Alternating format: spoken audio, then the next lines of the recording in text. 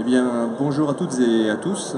Je m'appelle Eric Webeck et je vais avoir le plaisir de vous parler du Cobati pendant quelques instants. Alors, le Cobati, qu'est-ce que c'est? Eh bien, le Cobati, en fait, c'est une association en Île-de-France où, pour information, il y a eu un partenariat qui a été construit au début d'année 2017, fin 2016, entre l'association de l'AMIF partenaire et le Cobati Île-de-France. Le Cobati Île-de-France, c'est 450 personnes qui sont engagées dans l'acte de construire dans le bâtiment et en fait qui sont donc à la disposition, entre autres, des acteurs et des collectivités territoriales. Et avec qui vous pouvez travailler, bien entendu, puisque maintenant on a un accord. C'est donc 450 personnes, 450 sociétés, c'est 12 associations sur l'ensemble de l'Île-de-France. Et puis, c'est aussi donc un ensemble de savoir-faire à votre disposition. Et donc, au sein du Cobati, donc, il y a un certain nombre de sociétés, bien entendu, et dont Schneider Electric, où j'ai le plaisir de travailler. Et je vais passer la parole à mon collègue Thierry Jaël pour vous parler des Smart Grid. Thierry, la parole est à toi. Merci. Donc je suis Thierry Jaël de Schneider Electric. Je suis en charge du développement des projets d'innovation dans les territoires, notamment sur tous les projets qui concernent la transition énergétique et les innovations technologiques, mais pas que, au niveau des collectivités. Alors il faut se rappeler que quand on parle de transition énergétique, eh bien, on a des technologies qui arrivent et qui sont mises à profit des réseaux électriques qu'on appelle les smart grids. Il faut aussi se rappeler que au cours du 19e siècle, la problématique, c'était de trouver des solutions de production locale qui apportaient de l'énergie aux consommateurs. Le 20e siècle a vu une hypercentralisation de ces productions.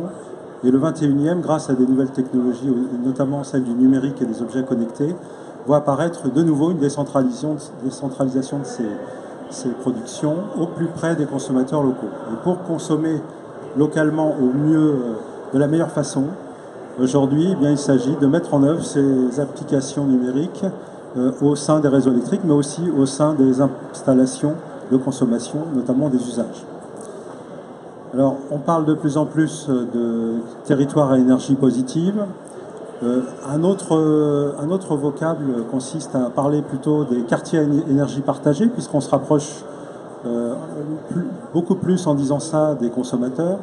Les quartiers à énergie partagée, c'est la capacité pour chacun d'autoproduire de l'énergie et de la partager avec ses voisins qui sont également consommateurs, avec qui il va être question de mettre en œuvre des transactions. Ces transactions vont être véhiculées sur des supports numériques. Alors pourquoi faire? Vous allez me dire, qu'est-ce que ça va apporter aux consommateurs? Eh bien, un ensemble de services, une palette de nouvelles solutions et de services qui vont progressivement faciliter la vie des gens et surtout leur permettre de mieux consommer pour alléger le poids carbone de leur consommation et puis tout simplement gagner de l'argent sur leur acte de s'approvisionner et de consommer. Alors, pour refaire cette mise en application des nouvelles technologies, qu'est-ce qu'il faut? Il faut des bâtiments, principalement, bien sûr des infrastructures. Ces bâtiments, il faut les rendre intelligents, c'est-à-dire leur apporter de l'efficacité en termes de consommation. C'est-à-dire que le premier geste autour des smart grids consiste à avoir un œil, exercer une action forte sur le volume de consommation que représentent ces bâtiments. Ensuite, il s'agit de les rendre flexibles en leur apportant tout un ensemble de logiciels, d'infrastructures qui vont leur permettre de mieux consommer au meilleur moment et surtout en adéquation avec les flux de production qui sont en amont ou qui sont à côté. Ensuite, il va falloir communiquer en utilisant des fonctions qu'on appelle Smart Grid Ready qui sont aujourd'hui prescrites de plus en plus par les bureaux d'études et qui permettent dans l'acte de construire d'avoir un bâtiment qui devient communicant et qui prend en charge les informations, les protocoles, les requêtes qui viendront du monde extérieur. Et ce monde extérieur, ce sont principalement des acteurs fournisseurs d'énergie, des distributeurs, des transporteurs, mais aussi de nouvelles sociétés qui se présentent sur le marché, notamment en charge d'agréger des flux, que ce soit des flux de consommation, mais également des flux de non-consommation. Alors pour qu'un bâtiment soit Smart Grid Ready, c'est relativement simple vu de loin. C'est un peu plus complexe quand on regarde de près quelles sont les applications à mettre en œuvre. Mais quand on conçoit un bâtiment à partir d'un cahier des charges, il n'est pas trop difficile de prescrire et d'identifier quelles sont les applications qui seront à mettre en œuvre. Donc sur ce petit schéma pour les amateurs, on voit apparaître le fameux tableau électrique qui gère les usages de manière classique, et juste au-dessus un tableau qui va gérer les données énergétiques et qui va les transmettre à l'intérieur du bâtiment vers les usages, vers les nouveaux objets comme le stockage, les solutions de production renouvelables comme le photovoltaïque en milieu urbain, et puis la liaison avec des acteurs externes comme je l'ai dit tout à l'heure, notamment le distributeur d'énergie et les fournisseurs d'énergie de ce client, en lien également avec d'autres opérateurs de services, par exemple les données météo. Tout ce petit monde communique vers ce qu'on appelle les plateformes numériques de gestion et de flexibilité. Là encore, on voit apparaître une nouvelle application qui n'était pas encore tout à fait mature sur le marché français, qui l'est sur d'autres marchés européens et américains. Ce sont des applications de flexibilité qui s'intègrent de plus en plus sur les nouveaux marchés, par exemple de capacité, qui sont aujourd'hui à disposition des distributeurs d'énergie, des fournisseurs, pour mieux rendre flexibles les usages dans les bâtiments et surtout permettre aux consommateurs de consommer mieux au meilleur moment et de baisser leurs factures. Donc sur ce schéma, on voit apparaître les différents acteurs qui sont autour de cette dimension de flexibilité. J'ai parlé aussi des agrégateurs d'effacement qui sont les principaux acteurs reconnus aujourd'hui pour rémunérer les clients quand ils acceptent de ne plus consommer au moment où c'est opportun pour le réseau ou pour les dispositifs de production électrique.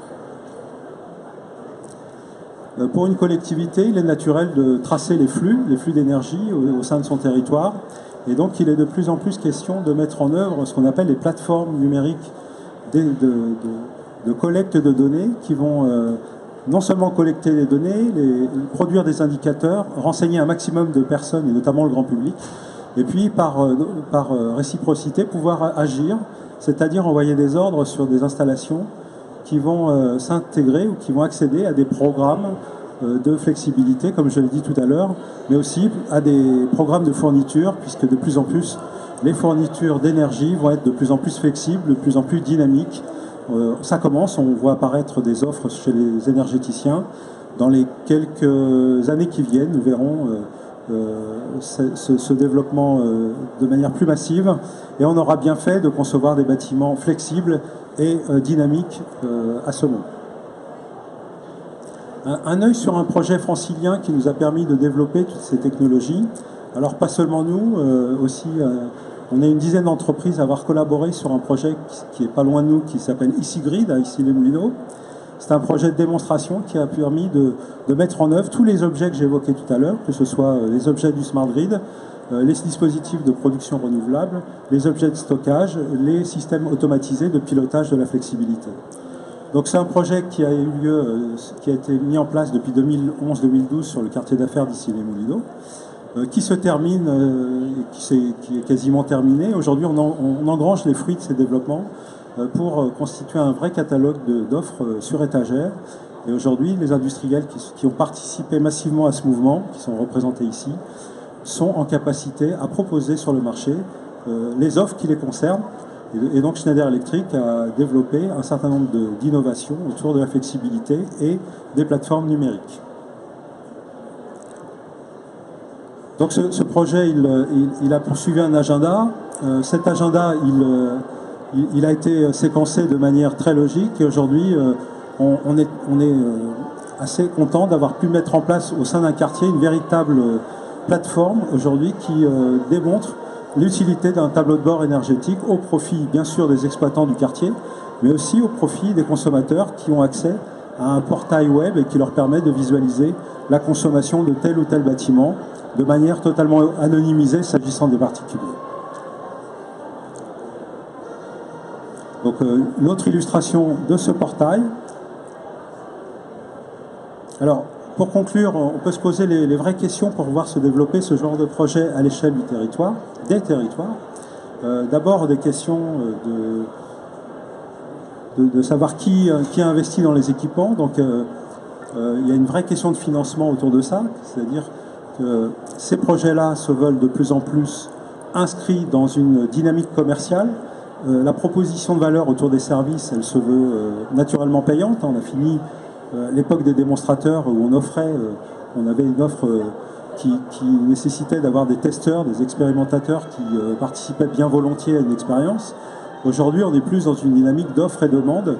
Et il s'agit de valoriser tout ça, d'abord par des investissements, la mise en place d'équipements qui peuvent être plus ou moins lourds, et puis un ensemble de propositions autour de la commercialisation, des catalogues, de savoir comment les offres sont produites sur étagère. Se pose la question de la gouvernance des projets. Les territoires et notamment les collectivités sont bien sûr les premières parties prenantes du développement de ces projets. Est-ce pour autant pour elles un enjeu majeur de gouverner ce genre de projet?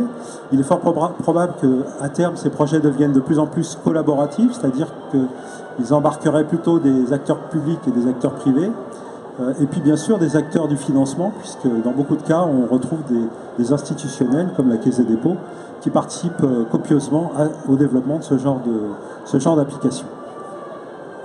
On retrouve bien évidemment d'autres acteurs comme l'ADEME qui s'intéressent aussi à déployer ces solutions-là et de pouvoir surtout les répliquer dans les autres territoires. Et pour conclure, je dirais que la meilleure façon de mettre en œuvre ce genre de projet au niveau des territoires, c'est que les collectivités se prennent réellement en main, qu'elles proposent, qu'elles initient des projets et qu'elles embarquent avec elles des acteurs publics et privés pour constituer le meilleur panel de compétences. Je vous remercie.